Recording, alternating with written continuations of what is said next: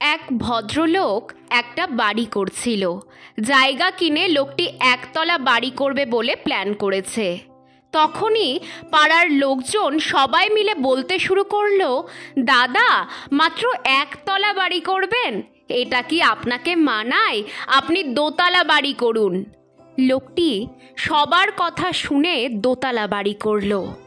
তারপর আবার লোকজন বলতে শুরু করলো, দাদা আপনি তিনতলা না তুললে হয় নাকি? আপনাকে এই বাড়িতে মানায় না। ভদ্রলোক তখন সবার কথা শুনে ব্যাংকে লোন নিল, বাজারে চড়া সুদে টাকা ধার করে তিনতলা বাড়ি তুলল। এরপর আবার লোকজন এসে বলতে শুরু করলো, দাদা পাড়ার সেরা বাড়ি আপনার, চারতলাটাও বরং তুলে নিন। তারপর ভদ্রলোক অনেক কষ্টে চারতলাটাও তুলে নিল কোনো রকমে। কিছুদিন পর থেকেই লোকটির বাড়ির সামনে পাওনাদারদের ভিড় লেগে গেল। লোকজন এসে তার বাড়িতে ঢিল ছুঁড়ছে, বোমা ফেলছে, আজে বাজে গালাগাল করছে। অবশেষে ভদ্রলোক কোনো উপায় না পেয়ে আত্মহত্যা করলেন। ভদ্রলোকের বডি মাটিতে শোয়ানো আছে, আর তার 12 বছরের নাবালক সন্তান কাছা নেবে। তার স্ত্রী অঝরে কাঁদছে।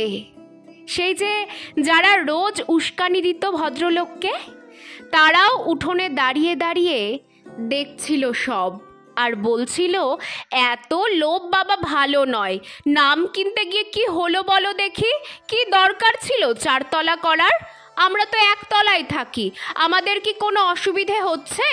ঘর থেকে মুখ বের করেই বাইরেটা দেখে নেই, অত উঁচু ছাদে উঠে বাইরে দেখার দরকার কি ছিল? ওনার এত বারবারন্তর জন্যই এভাবে মরতে হলো। কেউ এসে বলছে, আহা লোকটা বড় ভালো ছিল গো।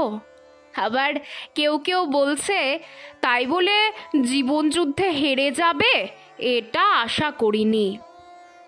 12 বছরের ছেলেটা ফ্যাল ফ্যাল করে দেখছে, কারণ সে রোজই দেখেছিল এই মুখগুলোকে, যারা এসে তার বাবাকে বলতো, তিনতলা না তুললে আর কি করলে তুমি জীবনে?